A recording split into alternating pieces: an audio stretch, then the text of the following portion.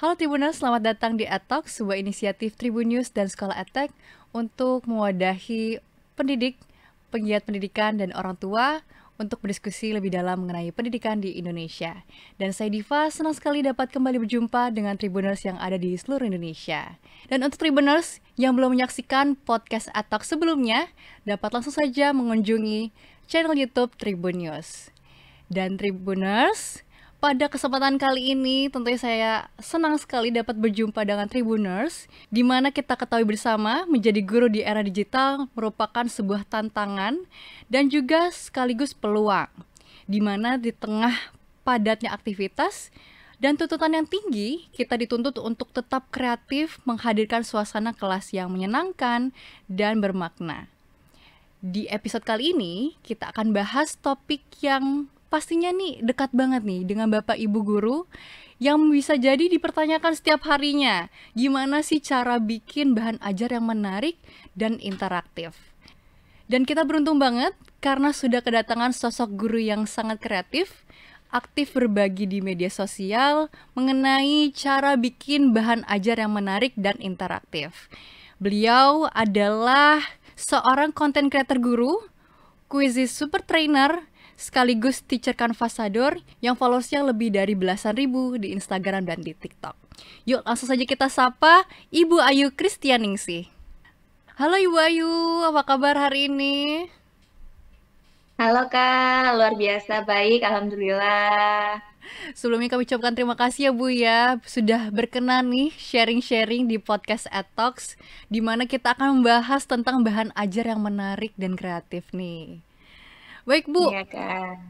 eh sebelum kita masuk ke obrolan utama, saya ingin ajak nih Tribuners untuk melihat salah satu contoh bahan ajar Ibu yang menarik ini nih.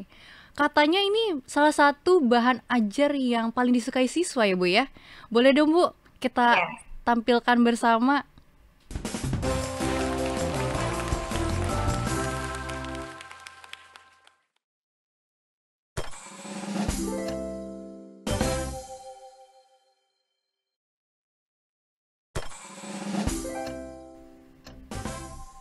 Oke. Oke, ini ya Kak.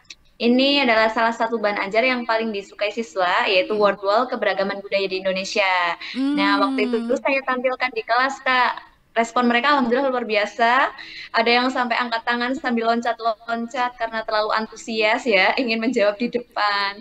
Akhirnya saya kelompokkan mereka untuk maju bergiliran. Ada juga yang menggunakan teknik rebutan botol, siapa yang pertama pegang dia yang jawab di depan.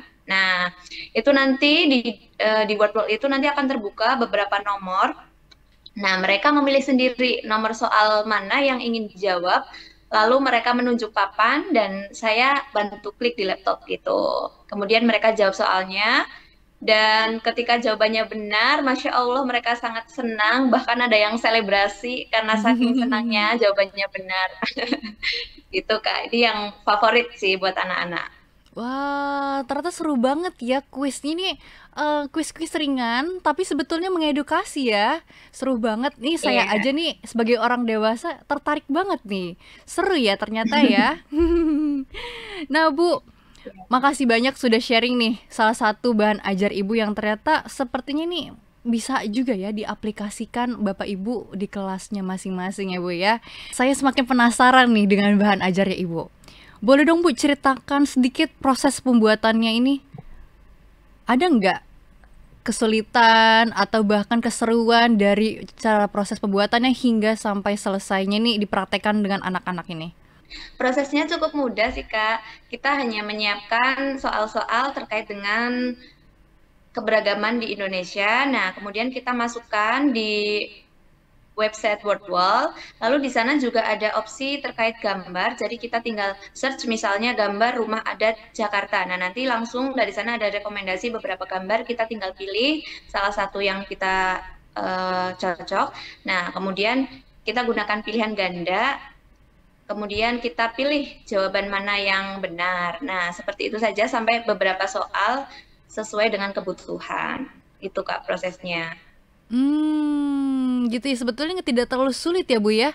Dan ternyata tadi Ibu cerita bahwa anak-anak sangat antusias, kayak rasanya langsung terbayarkan gitu ya sebagai guru melihat anak antusias gitu ya dan juga bisa dipahami dengan baik gitu ya, kayak menyenangkan sekali. Nah Ibu, jadi makin kelihatan ya kalau memang kreativitas itu juga butuh proses dan usaha gitu ya. Nah ngomong-ngomong soal proses, saya semakin penasaran Ibu ya. Sebagai guru yang rutin bikin bahan ajar dan konten inspiratif nih Bu, pernah nggak sih Bu mengalami momen stuck gitu ya, ngebuntu banget saat menyusun materi gitu dan tidak tahu harus mulai dari mana? Pernah nggak sih Bu? Wah, pernah banget. Momen buntu itu kan pasti datang ya. Apalagi kalau lagi dikejar waktu, deadline rapat, terus ada persiapan lomba ini itu, sambil mikirin kelas gimana. Hmm. Ya, kadang saya ini buka Canva, sudah, buka kuisi sudah, tapi kok nggak keluar juga idenya. Laptopnya udah Mm-mm. nyala, otaknya seperti mati lampu. Mati lampu. Jadi kalau Lalu bagaimana kalau Bu? daging, Lalu ya bagaimana kalau Ibu daging memulainya? Ya, kalau sudah begitu saya kembali ke niat awal. Saya mau anak-anak mau belajar apa? Ya. Gimana tujuan pembelajarannya? Nah, dari situ saya baru sesuaikan nih. Kebutuhan siswa tuh apa sih? Mereka Mm-mm. sukanya apa? Materi ini cocoknya dengan tools apa? Oh, kalau misal divisualisasikan berarti cocok nih pakai Canva. Berarti saya mendesain misalnya presentasi atau infografis. Kemudian kalau misal, oh materi ini cocok dibikin kuis nih, berarti saya pakai terus Quizzes atau Wordwall gitu, Kak. Jadi cara memulainya Ibu adalah melihat kembali nih apa sih kebutuhan siswa tersebut ya Bu ya, baru disesuaikan dengan tools-tools yang ada. Nah Bu, dari situ ya, sekarang mau balik lagi ke permasalahan tantangan Ibu. Apa sih tantangan yang paling sering Ibu hadapi saat menyusun bahan ajar? Apalagi nih interaktif itu salah satu tuntutan yang tidak mudah loh Bu ya.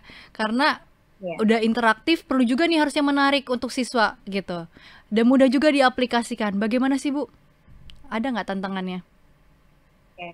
Kalau bagi saya sendiri ya Kak, tantangan terbesarnya itu bukan teknis terkait dengan interaktifnya atau desainnya, Oke. tapi mengemas materi kurikulumnya.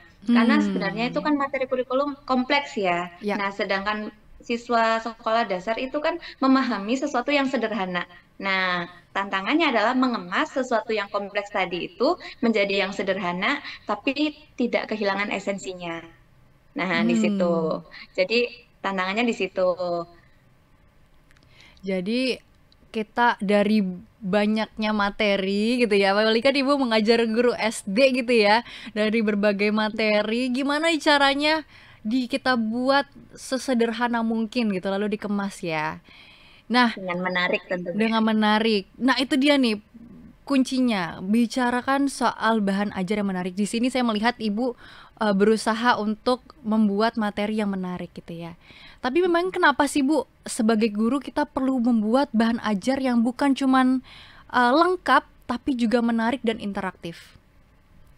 Oke, itu penting banget ya Kak, karena siswa itu kan sudah di era digital. Mereka Iya. lebih senang melihat sesuatu yang instan dan lain-lain. Jadi Iya. kita sebagai guru itu harus gimana ya caranya mereka tetap fokus, gimana ya caranya mereka itu senang belajar. Nah, dari situ saya berpikir, oh mereka tuh suka dengan ini, maka nanti coba saya sajikan dengan ini. Kayak kemarin contohnya, mereka ini sedang menonton terkait dengan Clash of Champion.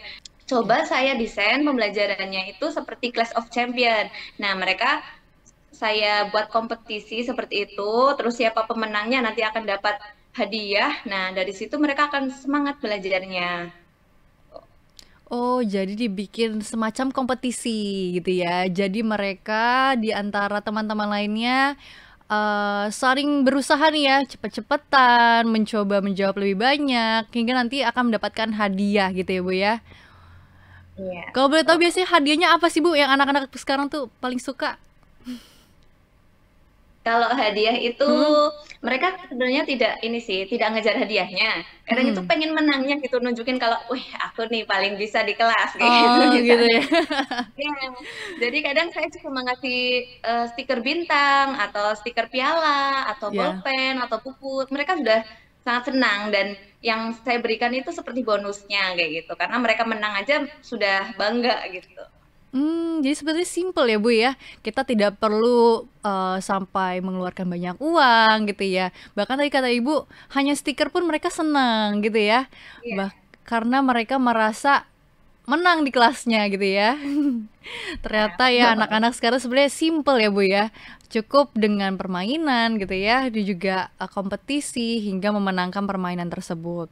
Tapi Bu, untuk dari bahan ajar ini sendiri, dari pengalaman Ibu, apa aja sih yang perlu diperhatikan supaya materi kita itu mudah dipahami dan juga tetap menarik secara visual? kalau dari pengalaman saya itu ada beberapa hal yang penting ya supaya bahan ajar ini mudah dipahami dan tetap menarik. Yang pertama kita harus menyederhanakan isinya. Jadi Ya. hanya fokus pada intinya dulu, jangan terlalu penuh atau ramai. Jadi lebih baik satu satu slide itu satu ide kayak gitu. Jadi tidak banyak informasi yang membuat bingung. Nah, yang kedua itu kita gunakan elemen visual yang fungsional seperti ikonnya, ilustrasinya, atau warna, gambar, dan lain-lain itu yang sesuai, tidak hanya sekedar hiasan. Karena anak kecil atau anak sekolah dasar itu biasanya detail. Mereka akan menanyakan Hmm. hal-hal kecil sekecil apapun. Contohnya, Bu, kok ada gambar ininya? Kenapa kayak gitu? Jadi kita hanya menggunakan gambar-gambar yang memang fungsional. Misalnya terkait dengan budaya Indonesia, ya kita menambahkan gambar-gambarnya terkait dengan sukunya, pakaian adat, rumah adat kayak gitu. Tidak menambahkan bintang ataupun planet. Nah, nanti mereka nanti bertanya, "Lah, Bu, ini apa?" gitu. Terus yang paling penting berikan ruang interaksi. Jadi di bahan ajar itu kita buat pertanyaan terbuka atau misal tombol interaktif, kuis atau diskusi kecil. Karena interaksi itu penting ya menjaga perhatian dan menumbuhkan rasa ingin tahunya siswa. Menarik Bu, menarik. Tadi kan sebelum kita mengawali obrolan kita ini ya, tadi kan Ibu juga sempat cerita ya Bu, bahwa interaksi dalam kelas tuh banyak loh gitu ya. Mungkin boleh nggak Bu sedikit share tadi salah satu contoh Ibu gimana sih mengaplikasikan interaksi apa ya? Ibu kan menggunakan bahan ajar digital, lalu dengan kelas yang secara langsung tatap muka. Boleh dong Bu sedikit diceritakan? Oke.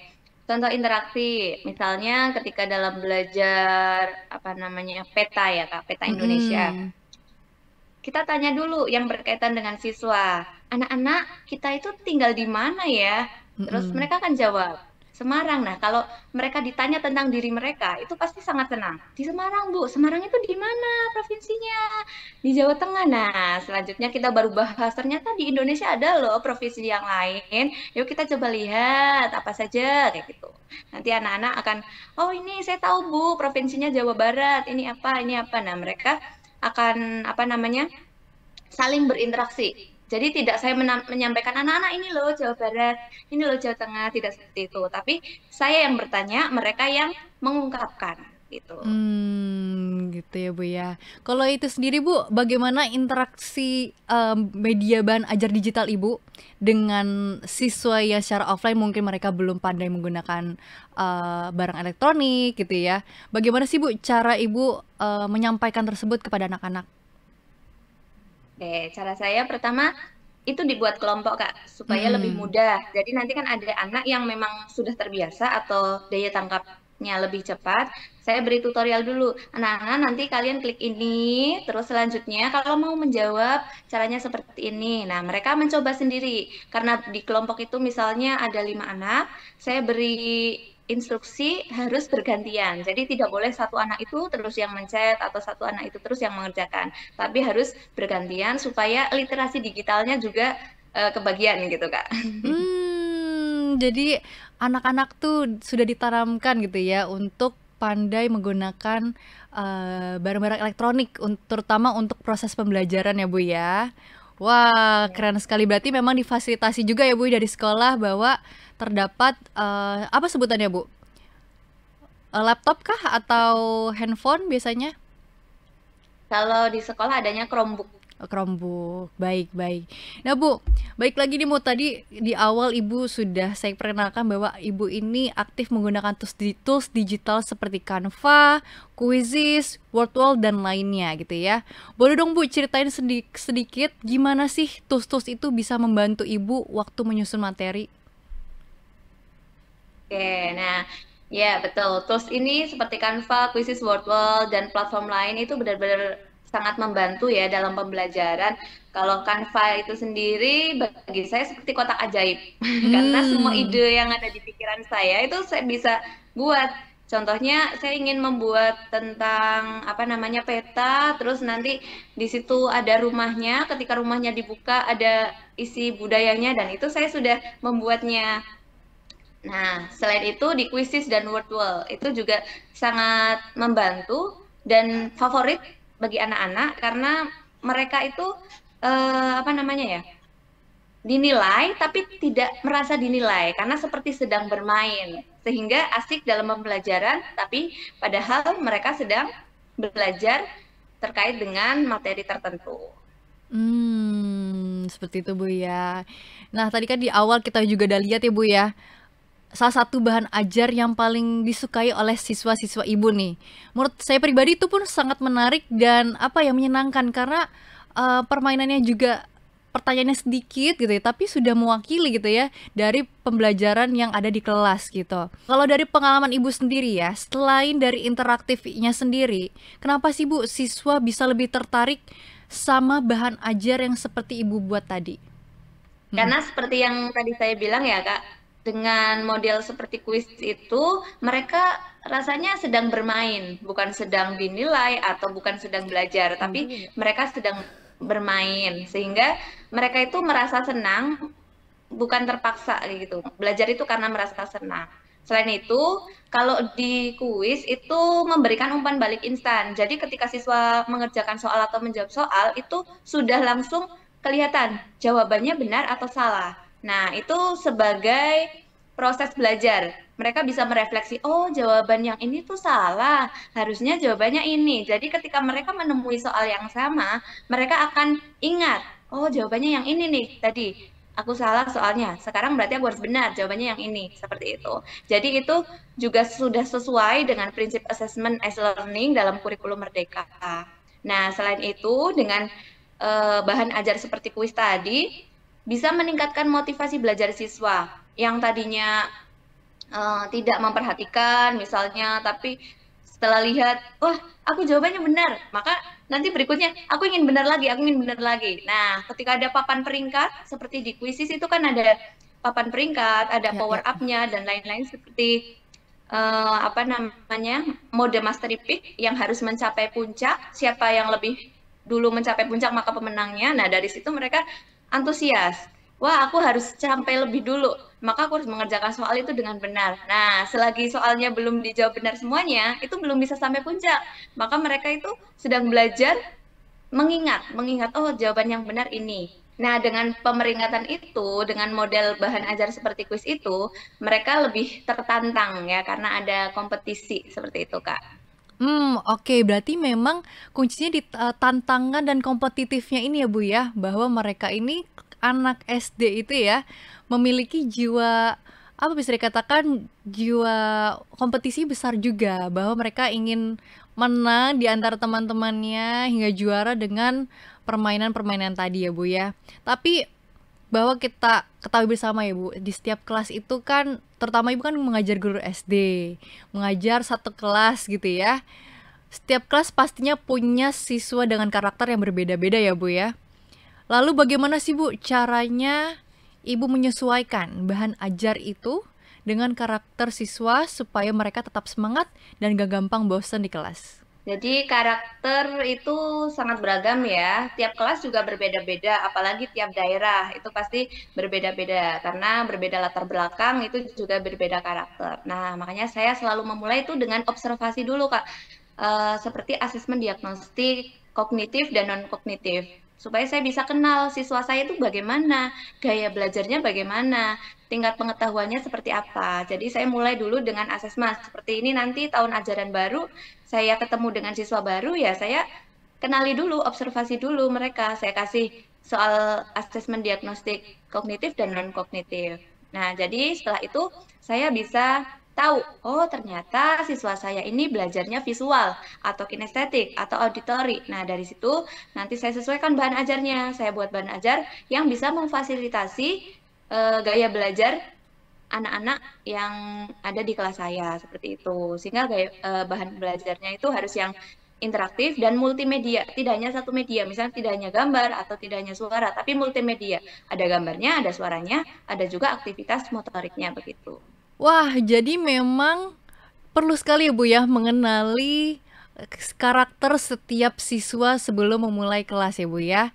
Memang saya pun setuju nih Bu, karena ngomongin soal bahan ajar dan pendekatan yang sesuai dengan siswa, kami pun sama Bu di sekolah. Kami percaya kalau pembelajaran yang efektif itu dimulai dari mengenali karakter belajar siswanya terlebih dahulu. Makanya di sekolah memiliki fitur Ambis Test, yaitu assessment untuk siswanya sehingga membantu guru untuk mengenali siswanya lebih dalam. Mulai dari mengenali gaya belajar, minat bakat, sampai kesiapan akademik. Supaya nantinya bahan ajar dan pendekatan kita di kelas bisa lebih personal dan tepat sasaran. Dan Bapak Ibu Guru dan Tribuners mungkin ingin tahu lebih dalam mengenai fitur Ambis Test dan juga sekolah, bisa langsung saja kunjungi aplikasi kami sekolah dan juga Instagram kami di @sekolah.educators. Baik Ibu Ayu, mungkin sampai saat ini masih ada guru yang belum memanfaatkan atau baru mulai mencoba tools-tools digital. Untuk pasti banyak ya kita bisa dimanfaatkan, mungkin mulai dari proses belajar di kelas hingga membuat kelas lebih menyenangkan. Ada nggak sih Bu pesan atau tips dari Ibu supaya mereka nih ya Bapak Ibu guru yang masih ragu nih untuk memulai? Oke, ya Kak, betul. Saya paham masih banyak guru yang merasa ragu ya atau bahkan takut memulai eksplorasi tools digital. Nah, itu sangat wajar, tapi pesan saya jangan menunggu mahir untuk memulai. Mulailah dulu meski dari hal kecil, coba satu tools, satu fitur untuk satu tujuan belajar. Lama-lama akan terbiasa. Nah, justru ketagihan ketika melihat reaksi antusias anak-anak di kelas. Nah, yang penting bukan seberapa canggih medianya, tapi seberapa besar kemampuan kita untuk belajar dan beradaptasi. Karena pada akhirnya teknologi itu bukan untuk menggantikan guru ya, tapi untuk memperkuat peran guru sebagai fasilitator pembelajaran yang kreatif dan relevan dengan zaman. Wah keren banget Ibu. Boleh dong Bu, terakhir ya Bu, apa sih harapan Ibu untuk pembelajaran di tahun ajaran baru ini? Ya, harapan saya sederhana tapi besar.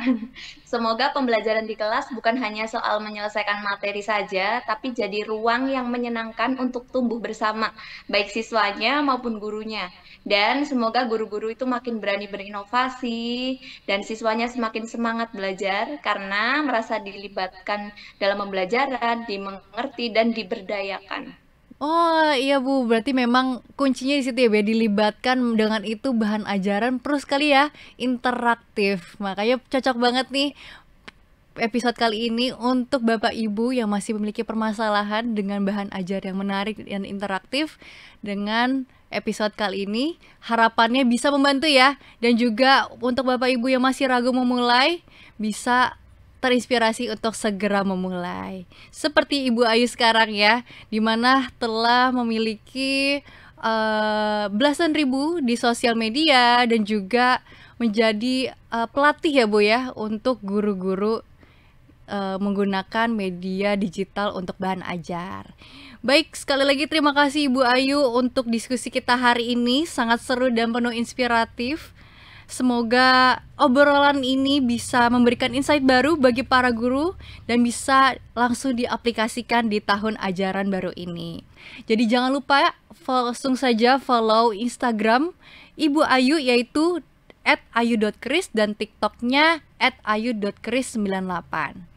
Dan untuk Tribuners yang masih penasaran dengan aplikasi kami, fitur-fitur dan juga program pelatihan guru gratis, langsung saja kunjungi Instagram kami di @sekolah.educators. Sekali lagi terima kasih, sampai jumpa di EdTalk selanjutnya. Download Tribun X sekarang, menghadirkan lokal menjadi Indonesia.